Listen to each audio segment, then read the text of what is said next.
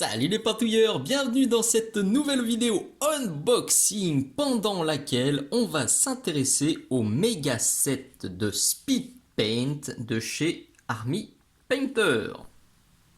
Pendant cette vidéo, on va voir dans un premier temps exactement le contenu de la boîte. Je vous montrerai ensuite ce qu'ont donné mes différents essais puisque j'ai appliqué toutes les peintures pour voir exactement les teintes et comment ça marchait. Puis on fera quelques essais ensemble et je finirai par vous donner mes conclusions, mes ressentis vis-à-vis de cette gamme de peinture Speed Paint. On y va tout de suite, donc là aujourd'hui c'est le méga set. Merci beaucoup à The Army Painter de me l'avoir envoyé pour que je puisse vous le présenter. On a 23 peintures plus un médium dans cette boîte. Et voilà, on annonce immédiatement la couleur. Ces peintures doivent permettre en une seule application de faire la base, les ombres et un premier éclaircissement. On voit également qu'il y aura un pinceau inclus, le fer de lance clairement de The Army Painter depuis des années, et le développement de leur gamme de peinture, c'est ça. Get more time for gaming, donc le but du jeu c'est de passer le moins de temps pour la peinture pour avoir plus de temps pour jouer et pour le fun. Donc si on retourne, on reprend donc l'argument, donc le pinceau gratuit, une seule couche et c'est fait. Et vous avez toutes les teintes qui sont ici, donc les 23 teintes, plus le médium qui est juste là. On voit aussi un truc très intéressant qu'on va revoir, c'est qu'il y a des petites bibilles qui sont dans les pots. Donc ça, pour mélanger, c'est topissime, c'est une excellente idée. Et perfect for large scale project, évidemment, puisque le but du jeu, c'est d'aller vite. Donc si vous avez des grosses armées, et ben, ça devrait être fait pour vous. Quand on ouvre, on a donc deux barquettes qui contiennent les peintures et le pinceau qu'on voit là. On a un petit livre de peinture, un petit mot qui vous indique ce qu'il faut faire s'il y a un pépin dans la boîte et Read before use. Intéressant. Ça c'est très intéressant et à bien retenir. Bien agiter vos peintures. Parce qu'au début, on a tendance à récupérer que du médium, donc il faut bien secouer. Ok, comment entretenir ces pinceaux, c'est cool. Et puis on va regarder vite fait ce qu'on a dans ce bouquin. C'est un joli petit livre avec une couverture qui est mate, là, qui est douce. Et puis vous voyez, là, vous avez ça, et puis les textes qui sont en surimpression légère et brillante.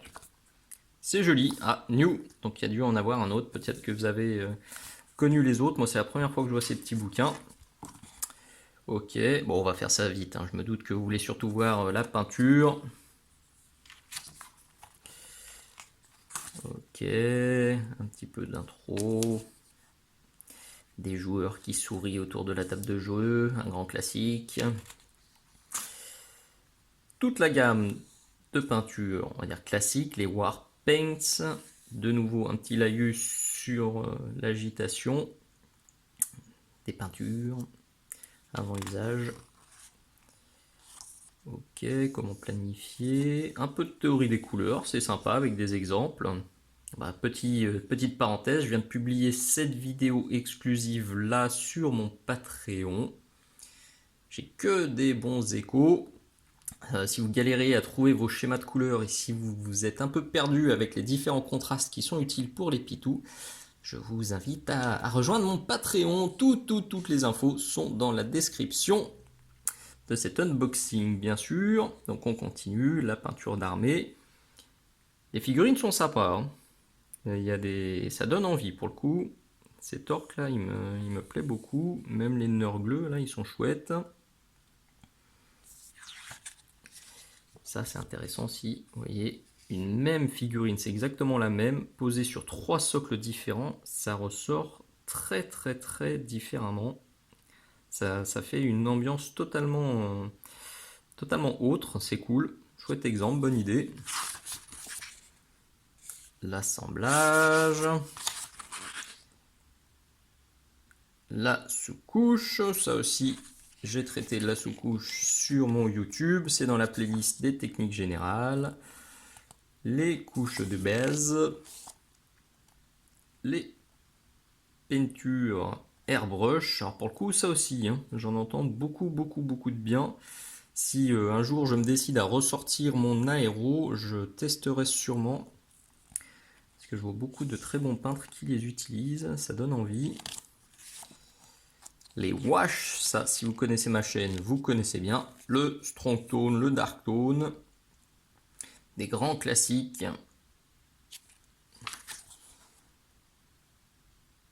Ok, et là, la fameuse technique du trempouillage dans la lasure. Faut vraiment que je teste. Ça me titille depuis un petit moment. Je trouve ça assez dingue de réussir à avoir des résultats si jolis juste en trempant dans la lasure. Il faut que je tente. Alors là, par contre, bon, soyons honnêtes, il y a les couches de base, sprouch, et on se retrouve avec un ombrage et des jolis linings. Ouais, quand même, les becs. Non. Là, il y a eu des éclaircissements d'arête, puis sur la peau aussi. Donc je pense qu'on est plutôt proche de ce rendu là, peut-être, juste après le trempouillage, à tester. Ça me titille depuis un petit moment. Highlighting, ah, j'arrive plus à faire focus là. Ok, un peu de brossage à sec. Les touches finales, donc on parle de soclage. Et là, c'est leur gamme Game Master, les petits packs. Ok. Sympa ce petit bouquin, et encore des joueurs qui sourient autour de la table. Ça me fait marrer à chaque fois. Petit focus sur un dépôt, la pris au hasard, le High Lord Blue. On a un capuchon gris pour différencier la gamme Speed Paint des autres gammes de chez Army Painter. Donc un All-in-One War Paint, ok. Made in Danemark. On est sur des pots de 18 ml. Vous avez bien deux bibilles qui sont à l'intérieur. Ça, c'est excellent pour bien mélanger. Different color, rich shading and simple highlights in one coat. Ok, et il vous conseille d'appliquer ça sur de la sous-couche blanche, c'est logique. Là, je pense qu'on l'a bien compris, de bien mélanger, ils le redisent à chaque fois, et je pense que vous l'avez compris. On est sur du pot pipette, ça me va très bien. Puisque j'avoue que j'en ai de plus en plus assez des pots clipsables d'une autre gamme qui se salissent très vite, hein, qui se referment mal et qui finissent par sécher. Donc je suis à 100% pour les pots pipettes.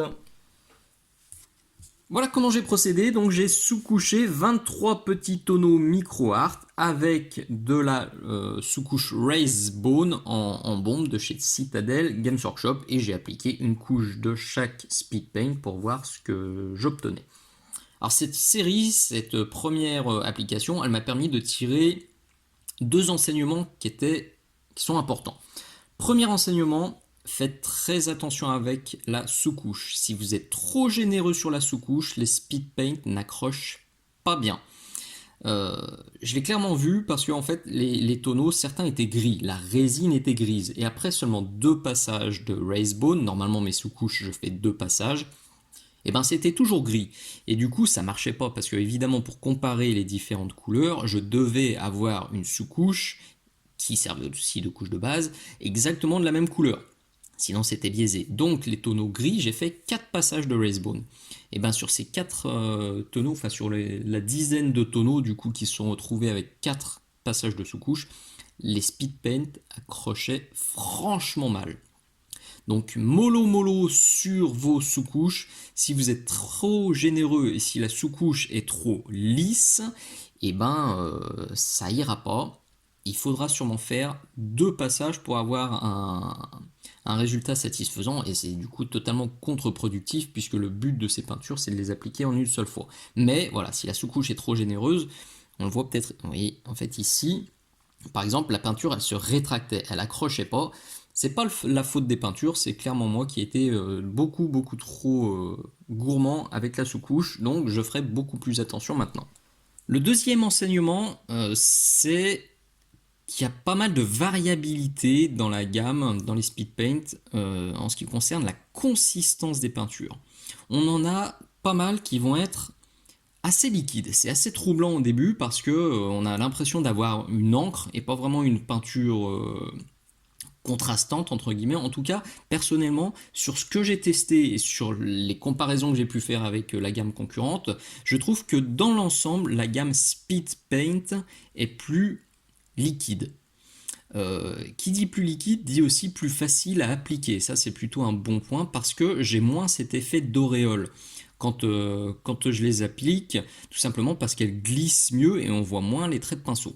Mais c'est vraiment une vision globale parce que c'est pas vrai pour toutes les teintes. On en a d'autres qui se comportent vraiment comme la gamme concurrente et il faut faire gaffe si on ne veut pas se retrouver avec des auréoles et avec des coups de pinceau de partout. Donc le conseil vraiment que je peux vous donner, c'est avant de vous lancer sur une série de 10-15 figurines, faites un petit essai à côté pour voir exactement comment se comporte la speed paint que vous avez choisi pour éviter les mauvaises surprises, quitte à rajouter éventuellement du médium si la consistance et si le pouvoir couvrant ne vous convient pas. Donc là, pour vous montrer ce qu'on a, alors je les ai pas rangés par ordre de couleur, en fait je les ai rangés comme sur la boîte. Vous voyez, j'ai fait les 6 premiers, c'était la première ligne, puis ceux d'après, puis hop, hop, je suis descendu comme ça, parce qu'en fait j'ai la boîte comme ça sur mon établi, et avec ça devant, je sais exactement quelle teinte j'ai utilisé. Alors bon, c'est ma méthode maintenant, libre à vous de faire autrement, je trouvais ça pratique. Par contre, il faut que je me mette la boîte sous les yeux, sinon ça marche pas. Donc là, on a le Slaughter Red, donc un rouge foncé, le Blood Red, le Purple Alchemy, le Hive Dweller Purple, le Crusader Skin et le Dark Wood. On voit immédiatement aussi que certaines sont plus couvrantes. Alors vous voyez celle-ci là, limite on voit quasiment pas les creux parce que celui-ci était un peu épais. Alors que là, on voit mieux la différence entre les planches qui sont restées claires et les creux qui sont bien foncés. C'est particulièrement net sur celle-ci là, la Crusader Skin, qui me plaît beaucoup d'ailleurs. Je trouve la teinte bien plus naturelle que la teinte concurrente. Donc ça devrait faire vite partie des must-have. Et ça aussi, le Darkwood, ça me donne clairement envie de vous faire très vite un tuto sur de la peinture de bois rapide parce que la teinte est très belle. Donc ça, c'était la première ligne. Viennent ensuite le Fire Giant Orange, le Zealot Yellow, le Sand Golem, le Hardened Laser, le Pallid Bone et le Malignant Green, le vert caca quoi. L'orange est très beau. J'aime beaucoup l'orange. Le Zealot Yellow, alors j'ai quand même fait un petit test. Hein. Et il est un tout petit peu moins jaune et un peu plus orangé que la teinte concurrente.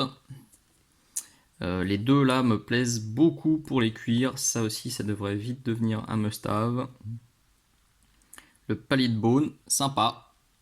Ça fait un... pour des os, je pense que ça ira parfaitement. Bon, ça, par contre, moi je suis pas très fan de pus et trucs poisseux, mais pour des figurines de zombies ou de pépé Nurgle, ça devrait parfaitement faire le job. Avant que j'oublie aussi de le dire, un truc différent et qui me plaît beaucoup, c'est qu'au séchage, c'est plus mat dans l'ensemble, à quelques exceptions près, mais c'est globalement plus mat que les contrastes. Donc ça, c'est clairement un gros point positif.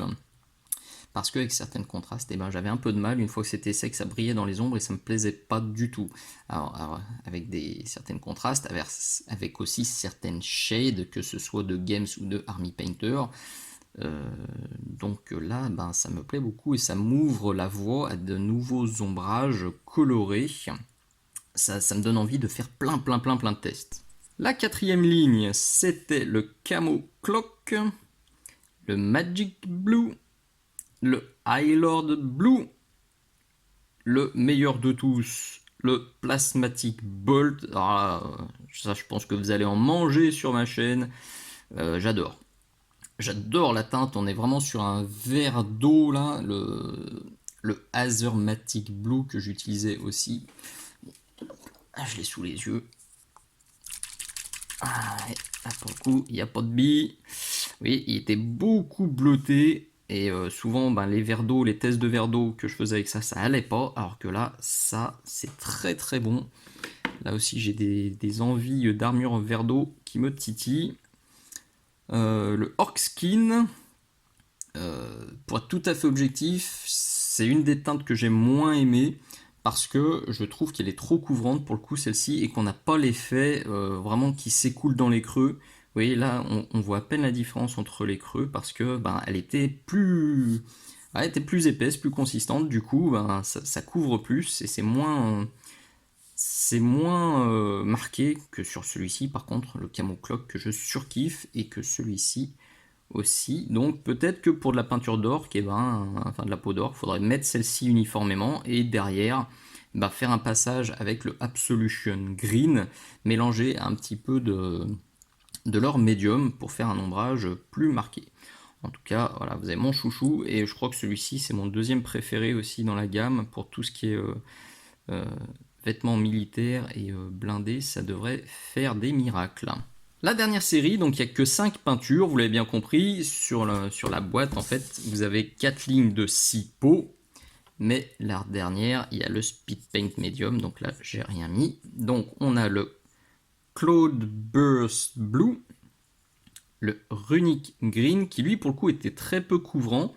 Il a été un peu compliqué à appliquer, mais au final, ça fait limite un métal non métallique plutôt convaincant. Vous voyez, sur les anneaux, là, ça a fait des trucs super jolis. J'ai juste mis la couleur, hein, j'ai rien fait d'autre. Et là, on a un métal non métallique qui ferait déjà parfaitement le job. Donc ça, c'est une très bonne surprise. Autre très très bonne surprise, c'est ça, le Grim Black. Je n'aimais pas franchement la contraste Black Templar. Au début, elle m'a bien emballé parce qu'il y avait un petit côté bleuté dedans qui pouvait plaire. Mais finalement, à l'usage, chaque fois que je l'ai utilisé et que j'en ai mis, le côté bleuté, ça me dérangeait. Je pouvais pas l'utiliser pour avoir un noir neutre. J'ai enfin un noir neutre. Le Grim Black est parfait. C'est noir, c'est joli, c'est exactement ce que je voulais. Donc ça aussi, vous le reverrez très souvent. Ainsi que le Gravelord Grey qui est là. Donc c'est un peu plus léger que ça. Et puis c'est une très légère teinte de marronasse qui donne aussi un effet sympa. Et enfin le Holy White qui pour le coup, alors peut-être que celui-ci je trouve un poil trop couvrant, vous voyez, par rapport à son concurrent. On a quelque chose d'un peu plus gris. Bon, celui-ci, ce qui me dérangeait aussi, c'est quand même qu'on avait des reflets bleutés aussi. Là, on est beaucoup plus neutre. Donc, ça devrait permettre de faire des trucs sympas aussi. Voilà. Donc, vous voyez, il y a de la matière, il y a beaucoup de variétés dans les teintes et il y a vraiment de quoi tout faire. J'ai aussi essayé de les mélanger, ça se mélange très très bien. Hop. Alors que ce soit sur la palette ou même pour faire un petit essai, vous voyez, comme ici, de travail dans le frais où j'ai mis le jaune en haut et puis le orange et puis j'ai juste étalé pour essayer de faire une transition propre. Ça fonctionne très bien. Donc ce qu'on va faire là, je vais vous faire encore quelques petits essais en direct pour vous montrer comment se comporte la peinture et puis comment la travailler.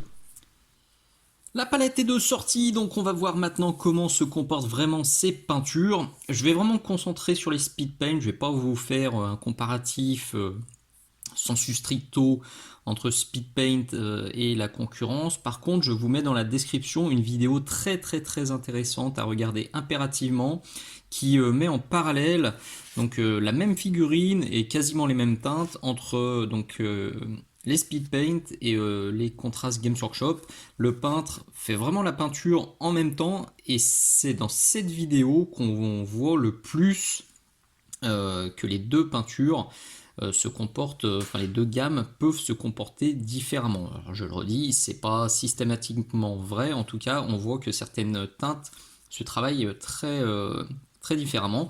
Et c'est cette vidéo qui m'a donné envie de me pencher sur les speed paint, parce que pour être tout à fait franc, au début, j'avais pas vraiment prévu de changer mes habitudes, mais quand j'ai vu ce tuto là, je me suis dit ah ouais si, en fait c'est différent et il faut tester, il faut regarder ce que ça donne. Donc là je vais vous faire quelques petits tests, alors notamment pour commencer en ce qui concerne la consistance. Donc là vous avez bien entendu les bibis, Donc regardez ça, le Zilot Yellow, qui est, on le voit vraiment là, c'est assez transparent, c'est assez liquide.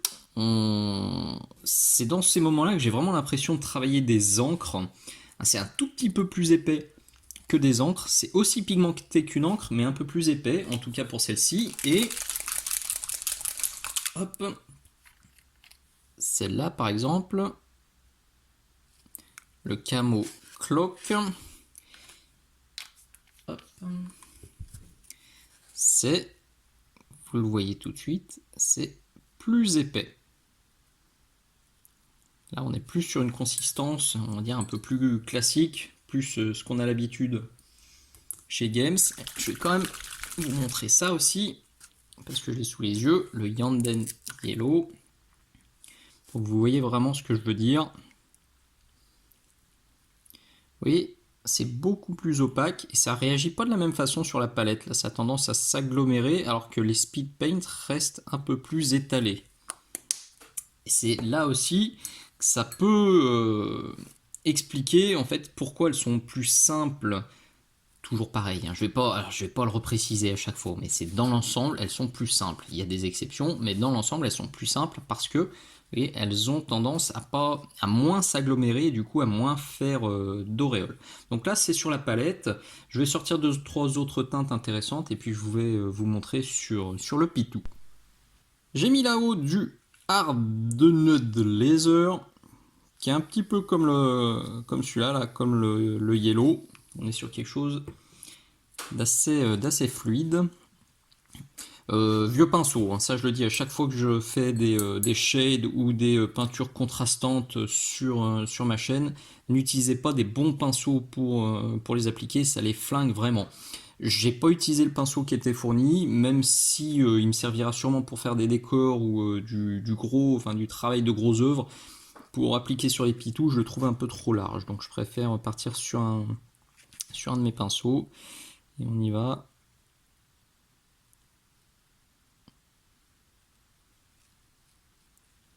Ça s'applique vraiment bien.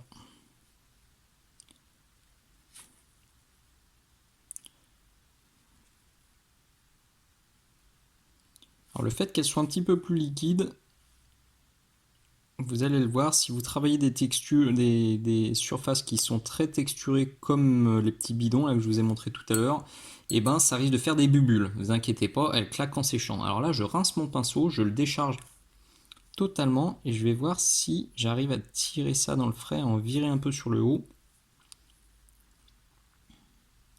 pour me faire une sorte de petit dégradé, hein.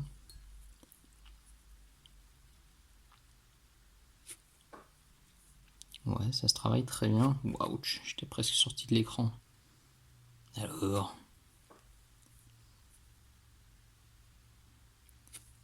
ouais, j'aime bien. J'ai l'impression aussi qu'on peut les travailler un peu plus rapide, un peu plus longtemps, pardon, que les concurrentes. Alors ça, qu'est-ce que c'est que ça? Ah, c'est un poil. Je me dis, mais qu'est-ce que c'est ce machin? C'était une petite poussière. Donc là, on remet un peu de peinture.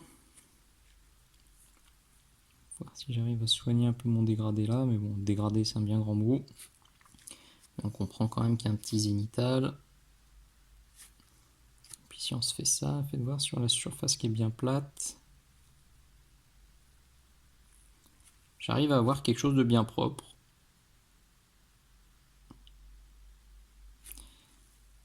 Donc le but du jeu là, c'est vraiment de les tirer le plus possible pour faire le truc le plus propre possible. Alors soit vous avez la méthode, je tire comme ça, soit vous avez la méthode sur des surfaces qui sont plus texturées, comme ça là, genre, allez, ici, la méthode Sprouch. Et voilà.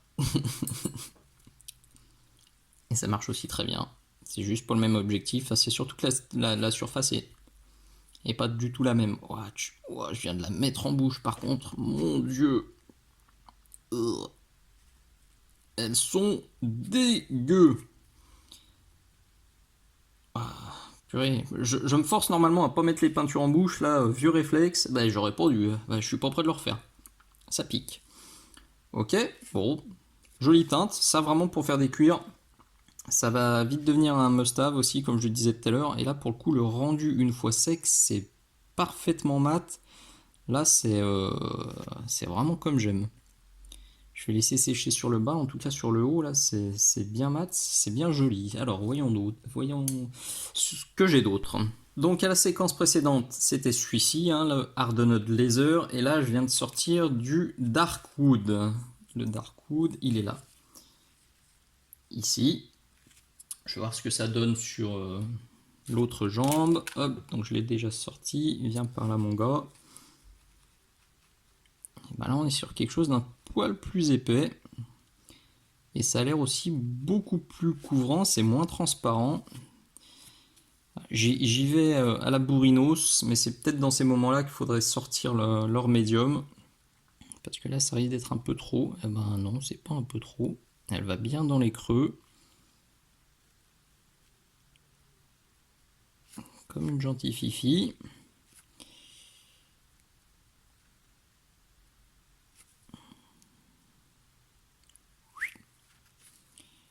Hop.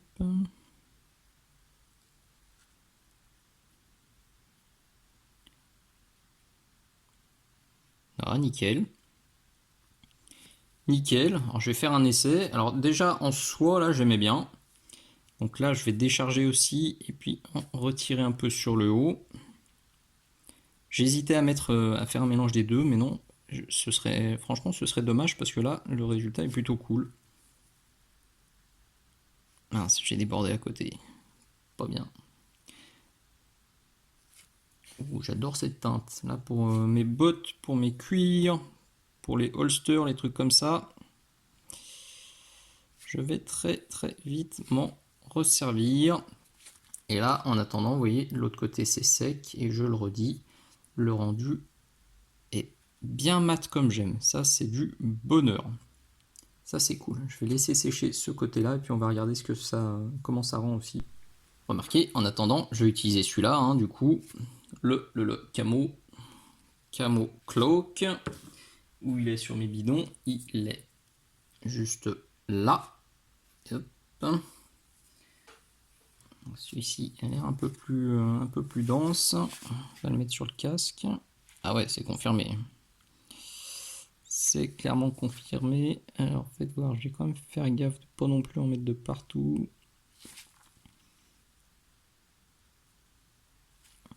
Et là, on est un peu plus dans le comportement des peintures contrastes concurrentes, où si on n'applique pas bien, et on se retrouve avec des auréoles. Donc là, je décharge aussi à mort mon pinceau. Je vais tenter de faire un petit dégradé. Mais là, c'est beaucoup plus compliqué. Ça se fait. Ça se fait, mais ça sera plus texturé, ce sera moins clean. Alors que sur le bas, là, avec les deux teintes, là, j'ai eu aucun souci. Alors je suis un peu deg parce qu'en termes de couleur, là, le Camo Cloak, je le kiffais. Mais en termes de comportement sur la figurine, c'est pas ça. En tout cas, je suis moins convaincu. Alors que les deux là, ça s'est appliqué très facilement et le rendu une fois sec, il est parfait. Bon, voyons voir, je vais faire quelques autres petits essais. Donc là, j'ai pris un peu de Blood Red. Il est là, sur mes bidons. C'est celui-là. C'est ça, BR. Qu'est-ce qu'on va peindre? On va peindre l'autre jambe. Alors j'ai un peu peur. Alors il n'est pas aussi épais que le Camo Cloak, mais il est quand même plus dense que les deux copains. Ça va. Ça va, parce que j'avoue que j'avais de gros espoirs sur cette teinte-là. J'ai envie de me faire des Blood Angel en métal. Ah non, il est même cool.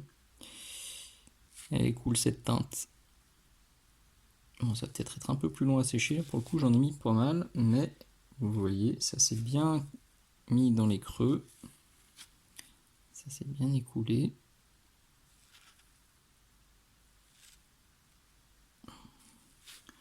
Ok, on va faire sécher.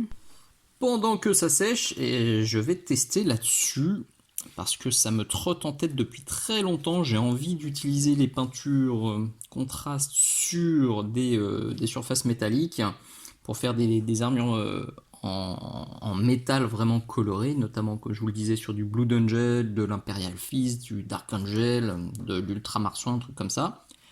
J'avais jamais fait l'essai. Bon, voilà, j'ai le pitou sous les yeux et j'ai la peinture sur la palette, donc bah, ça va être l'occasion. Allons-y, voyons voir. Ouh, ouh, c'est beau. Ouh là là.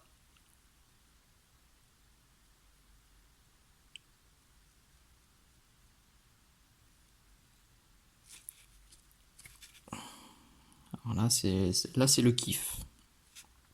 Là, sérieux, pour faire une armure, enfin une armure façon Iron Man, là, c'est bonheur. Hein. Le rendu est super lisse. Ah, bah, vous voyez, là, c'est en train de se barrer. Comme je vous l'ai dit sur mes petits bidons, en fait, hop, il faut remettre un petit coup. Ah, c'est vrai que celle-ci aussi, j'avais été très généreux sur la sous-couche, donc ça m'étonne pas que ça le fasse. Mais on peut le retravailler, on peut le remettre sans trop de difficultés avant que ça ait séché. Bon, à ma décharge aussi, celle-ci de figurine, j'ai déjà utilisé pour un tuto, donc je l'ai largement tripatouillée, donc elle doit pas... Enfin voilà, ça me choque pas que ça soit un peu plus pénible. En tout cas, là, ça vous donne un métal rouge absolument splendide. Qu'est-ce qu'il va faire le dim? Il va sortir d'autres teintes et puis il va faire quelques petits essais de métaux colorés.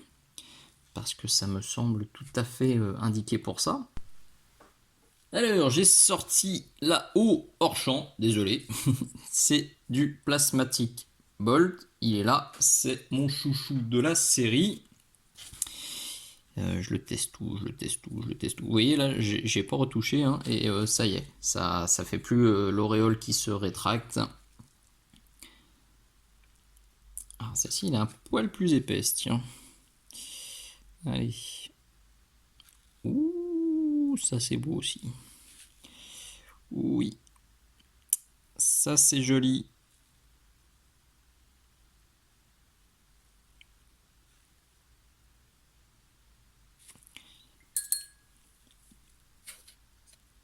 Et elle se comporte aussi différemment, celle-ci, c'est marrant. C'est pour ça que ça va être difficile de tirer vraiment des conclusions générales, génériques, parce que, vous voyez, celle-ci, elle se comporte totalement différemment. Totalement, j'exagère. En fait, elle est bien moins couvrante que le Blood Red. Le Blood Red, on a obtenu un métal quasiment uniforme et des creux assez foncés, alors que là, avec le plasmatique, et ben vous voyez, il n'y a quasiment rien sur les arêtes. C'est bien venu se caler dans les creux, ça en a laissé peu sur la surface, et les arêtes, on dirait déjà que j'ai fait des linings plus clairs parce qu'elle n'a pas accroché. Là, vraiment, là, on le voit parfaitement. Là, on dirait que j'ai déjà repris des linings alors que j'ai juste appliqué la peinture. Et c'est exactement ce qu'on demande à ces peintures-là. C'est couche de base, éclaircissement et ombrage en même temps. Là, celle-ci, elle fait exactement ce qu'on lui demande. C'est marrant, je comprends même pas comment physiquement elle peut... Ouais, pourquoi elle se... Si, bah parce qu'elle se rétracte un petit peu. Et du coup, bah ça libère les arêtes. Ouh là là, ça marche bien. Ouh là là là là. La petite faction pour Mars Code Aurora avec une armure métallique vert d'eau qui se profile. Très intéressant ce rendu là. Cool. Je tenterai d'ailleurs en remettant une deuxième couche pour voir, mais déjà là, ça marche très très bien, ça donne une nuance bien jolie. Je vais tenter le High Lord Blue pour de l'Ultramarines. Alors même si elle m'avait pas franchement convaincu sur les tonneaux, il est là. Et ben on va voir ce que ça donne sur du métal. Qu'est-ce qu'on lui peint? On va lui faire son petit bras. Faire le focus. Ok. Ouais, c'est exactement ce que je m'étais dit avec le métal. Elle était un poil trop couvrante, j'avais trouvé, et du coup, C'était un peu trop... voilà, on n'avait pas vraiment l'effet couche de base, éclaircissement, ombrage. On avait quelque chose d'un peu plus violent. Encore que sur le métal, c'est plutôt sympa parce que les arêtes ressortent bien, bien, bien. On le voit notamment sur la plaque qui est sur le coude là. Ouais, ça marche beaucoup mieux que sur... Ah ouais, si, mais ça marche super bien. Ça marche super bien. Bon, bah, du coup, j'ai envie de faire l'épaulette. Je fais l'épaulette ou pas? Ah ouais, mais j'aurais plus la place pour faire d'autres couleurs. Alors si, allez, fais l'épaulette. J'ai viré un peu de peinture. Oh, si, ça marcherait bien. Ah, comme quoi. Vous voyez les petites bulles dont je vous parlais tout à l'heure, là, il y en a une qui est là et une autre qui est là. Normalement, voilà. On souffle un petit coup dessus et ça s'en va. Ouh, ça marche encore mieux sur l'épaulette. Ouh, bah finalement, je pense que ça va être des, des ultramarines sans métal non métallique. Putain, c'est dingue. Ça fait vraiment la couche de base. On a l'ombrage et puis là, vous voyez cette petite ligne qui reste bien claire sans qu'on fasse rien. C'est très très très intéressant. J'espère que j'ai pas mis mes doigts derrière, non. En séchant là, le plasmatic bolt est devenu bien mat. Par contre, j'ai l'impression que, faites voir, le Blood Red, il est où son pote? Voilà.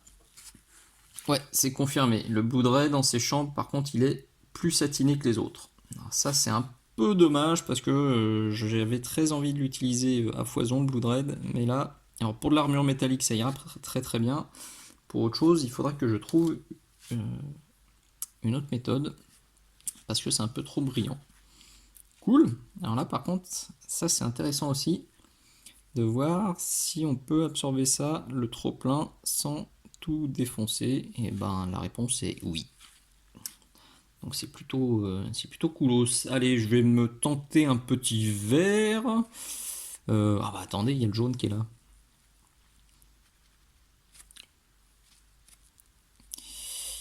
Oui. Ah ouais, mais je vais faire toutes les couleurs de l'arc-en-ciel en fait, en métal. Mais pourquoi j'ai pas essayé ça avant? Alors là, c'est normal, ça va pas, c'est pareil, ça va pas bien accrocher parce que cette figurine-là, je l'ai beaucoup tripatouillée, notamment ici. Évidemment, c'est la petite plaque d'armure qui déborde et sur lesquelles je viens mettre mes doigts. Mais ça confirme encore, vous le voyez, que ça ne fait pas d'auréole. Donc là, ça va être du bonheur pour peindre avec mon fiston. Parce que avec celle de Games, il faisait des auréoles et il était chonchon. Là, je pense que ça devrait être vachement plus simple.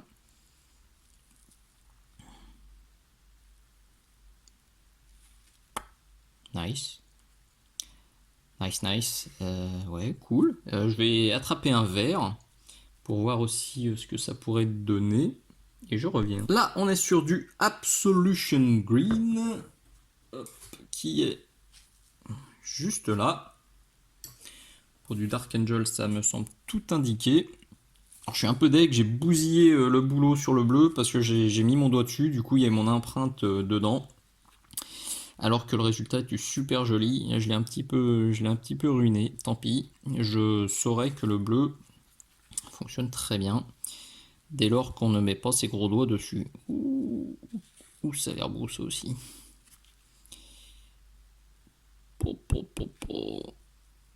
Plus épais, hein. Vous le voyez tout de suite. Beaucoup plus épais que le plasmatique, beaucoup plus épais que le jaune.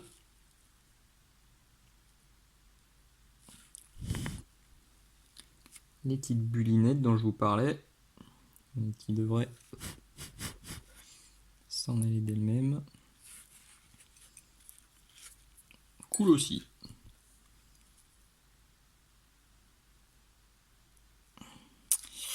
Et ben voilà, on va laisser sécher tout ça. Je vais peut-être pas toutes les tester. Ah, il y a l'orange qui me titille. Il est où l'orange? Là. Ah non, j'ai mis mes doigts dans le rouge aussi.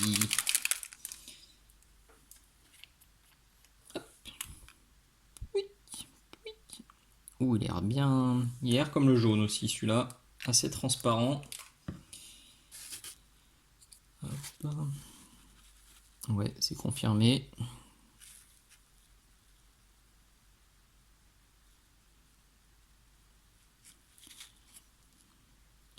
C'est cool parce que c'est... Ouais, je galère pas à le tirer dans... Enfin, faut pas s'appliquer à se dire il faut bien mettre les couches les unes après les autres, bien proches pour que ça fasse pas de traces. Là, vous le voyez, j'y vais vraiment à la Shawi.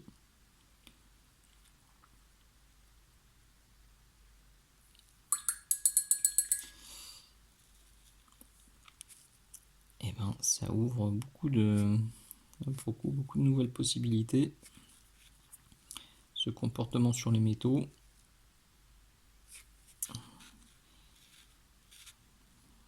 Cool aussi. Allez, je laisse sécher tout ça et puis on fait un petit bilan. Gros coup de cœur pour le rendu orange.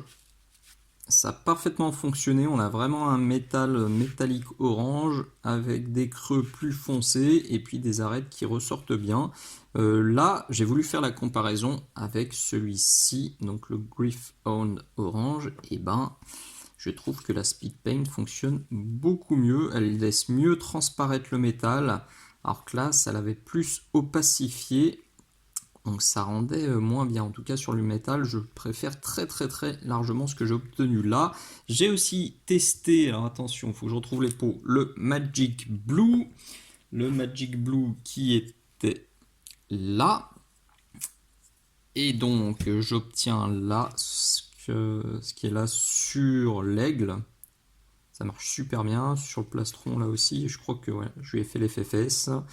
Et pareil, on a ce petit liseré comme si j'avais repris mon arête, ce qui n'est pas du tout le cas. Et j'ai aussi passé tout ça en Pallid Bone. Non, pas ça. Je crois que c'est pas le Pallid Bone. Peut-être voir. Et où? Et si, c'est ça. C'est le Pallid Bone. Et ça vous donne un vieil or là qui pareil, qui mérite très largement d'être réutilisé et creusé. Je vais peut-être l'ombrer encore un petit peu plus, mettre un peu d'oxydation et ça devrait faire quelque chose de sympa. Bon, au final, là, c'est un peu n'importe quoi, mais on voit que ces peintures fonctionnent parfaitement bien sur le métal. Le seul petit bémol que je vois et que je dois encore tester, c'est que j'ai l'impression que c'est quand même un peu fragile comme peinture. Il y a quand même des écailles qui apparaissent facilement. Là, j'en ai là aussi. J'ai tripatouillé le pitou, j'avoue que j'ai pas fait très attention. Vous voyez, là aussi, il y a une petite écaille. Peut-être qu'il faut impérativement vernir les figurines après avoir utilisé ces peintures-là. Ou alors vraiment les laisser sécher tranquillement. En tout cas, voilà, j'y ferai très attention dans mes utilisations futures, voir si c'est simplement parce qu'aujourd'hui j'ai fait un petit peu n'importe quoi et que je me suis pas bien appliqué, ou si effectivement on a quelque chose légèrement plus fragile que les teintes entre guillemets classiques. Et dans ce cas-là, eh ben, il faudra simplement mettre une bonne couche de vernis pour pas abîmer vos pitous. Voilà, je pense que pour cette première vidéo découverte, ça fait déjà pas mal d'informations et pas mal de tests. C'est sûr que vous reverrez les speed paint sur ma chaîne, soit pour faire des ombrages au début, soit pour des couches de base, soit pour des pitous complets. J'ai été convaincu, sincèrement. C'est une bonne gamme de peinture, donc c'est sûr qu'elles vont revenir fréquemment sur ma chaîne et que vous aurez de nouveau du contenu pour voir comment les utiliser. J'ai beaucoup d'idées, puis j'ai beaucoup d'envie là pour faire de nouveaux essais. Vous l'avez compris, surtout sur les surfaces métalliques, je trouve qu'elles réagissent parfaitement bien, mais même là pour du bois, pour du cuir, pour des armures, pour des drapés, je suis certain qu'il y a beaucoup de choses à faire avec ces peintures. Alors en termes de cette vidéo, je me doute que la plupart d'entre vous attendent que je tranche. Est-ce que oui ou non c'est mieux que les gammes concurrentes? C'est compliqué de trancher, vous en doutez, et si vous avez déjà vu d'autres vidéos sur les peintures speed paint, perso j'ai vu personne trancher. À chaque fois la conclusion que c'était différent, voire que c'était complémentaire. Et même Army Painter, pour en avoir beaucoup discuté avec eux avant qu'ils m'envoient le kit, ils m'ont dit attention, c'est pas des peintures contrastes, c'est vraiment autre chose, c'est moins technique à appliquer, c'est plus adapté aux travaux à grande échelle et aux débutants. Et j'avoue que je les rejoins parfaitement là-dessus. C'est réellement différent. Vous l'avez vu aujourd'hui, vous le verrez aisément sur la vidéo que je vous ai mis dans les liens. Maintenant, je vais quand même me mouiller et me prononcer. Si vous êtes débutant, si vous avez jamais testé d'autres gammes, si vous voulez des peintures pour de la peinture, enfin si vous voulez quelque chose pour peindre rapidement vos armées ou vous avez des projets à large échelle, je vous conseille plutôt ça. Alors pour quelle raison? La première raison, c'est le pot pipette. Clairement, pour moi, c'est un très gros avantage. On peut bien doser, la peinture va bien se conserver, on ferme facilement le pot. Vous n'allez pas balancer un pot parce que le couvercle se ferme plus et qu'à l'intérieur tout a séché. Donc ça, premier argument qui est très important pour moi, le pot pipette. En plus, ils ont mis des billes à l'intérieur, donc niveau mélange, ça augmente encore l'intérêt de ces pots pipettes. Donc là, c'est le double effet qui se coule, c'est top. Deuxième argument clé, alors même si c'est peut-être pas pour vous le plus important, c'est pour moi quelque chose qu'il faut prendre en compte, c'est le prix. Chez les concurrents, à l'heure où je tourne cette vidéo, alors c'est pas, vous avez bien vu, je me suis concentré sur cette gamme là, je sais qu'il existe d'autres peintures contrastantes, j'ai vu des vidéos à leur sujet, j'ai eu les ressentis des copains, pour moi elles sont pas aussi intéressantes que les speed paint et celle-ci, c'est que mon avis perso, fin de parenthèse. Donc je compare vraiment, on va dire, au principal concurrent. Et sur ces pots là, donc les pots Citadel, on est à 6,30 €. Le pot de 18 ml, je crois, ouais. Là, quand on fait le calcul, alors il y a, à l'heure pareil où je tourne cette vidéo, il y a peu de sites qui les vendent à l'unité. Les sites qui les vendent à l'unité, on est à moins de 4 € le pot. Et quand on regarde le prix du pot à l'unité dans les sets, donc le petit set et le méga set, on est autour de 3,50 €, 3,60 € en fonction des remises qu'on a sur les prix. Donc on est quasiment presque 2 fois moins cher. Et ça, c'est important. Ça se conserve mieux, c'est beaucoup moins cher. Donc là aussi, c'est vachement intéressant. Troisième argument, alors qui pour moi est très important, c'est au séchage, le résultat est dans l'ensemble, attention, dans l'ensemble, plus mat que ce qu'on obtient avec la concurrence.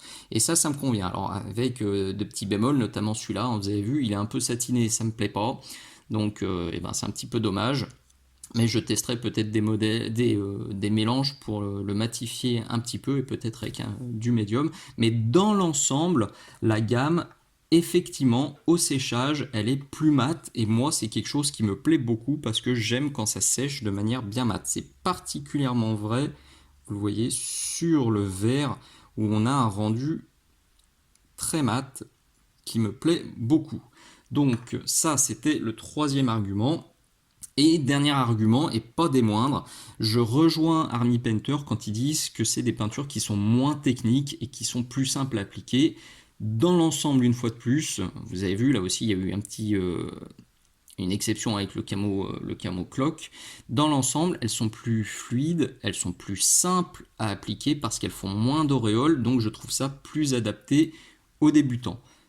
Je le redis, mis à part quelques teintes qui se comportent pas vraiment de la même façon. Mais en tout cas, sur ce que j'ai testé, oui, je trouve ça plus simple. Et oui, je vais les utiliser bien volontiers avec mon fils parce que je pense qu'il galérera moins. Donc au final, si vraiment vous me mettez un couteau sous la gorge, vous me mettez dos au mur et vous me dites tu choisis une seule des gammes ou t'en as aucune, ouais, je prendrais plutôt les speed paint. Maintenant, dans la réalité, ce sera pas aussi tranché que ça. Je sais que je garderai certains contrastes et je sais que je vais réutiliser très volontiers les speed paint et qu'elles remplaceront certaines des teintes de chez Games qui me convenaient pas, soit pour la teinte, soit pour le rendu au séchage qui était vraiment brillant, soit parce qu'elles étaient trop épaisses et super galères à appliquer. Donc je le redis, si vous n'avez jamais testé de peinture contrastante et que vous souhaitez impérativement investir dans une seule gamme, que vous voulez pas vous donner le loisir de piocher dans tout ce qui existe, ou que vous avez accès à qu'une seule gamme bien sûr, et ben je pense que les speed paint rempliront le contrat, feront parfaitement le job et vous aideront à avancer rapidement sur vos projets. Nous voilà au bout de cette nouvelle vidéo, j'espère que ça vous aura plu. Si c'est le cas, pensez s'il vous plaît à mettre le pouce vers le haut, pensez à commenter, pensez surtout à vous abonner et à partager mon travail avec les copains, dans les clubs, les assos, dans vos cercles de joueurs. C'est le bouche à oreille qui permet à cette chaîne 100% gratuite de perdurer, donc n'hésitez pas à en parler. Si vous voulez que tout ça dure encore longtemps, longtemps, longtemps, lisez bien aussi la description de la vidéo, il y a plein d'infos pour me filer un petit coup de main si le cœur vous en dit. Merci beaucoup, à très bientôt, ciao ciao.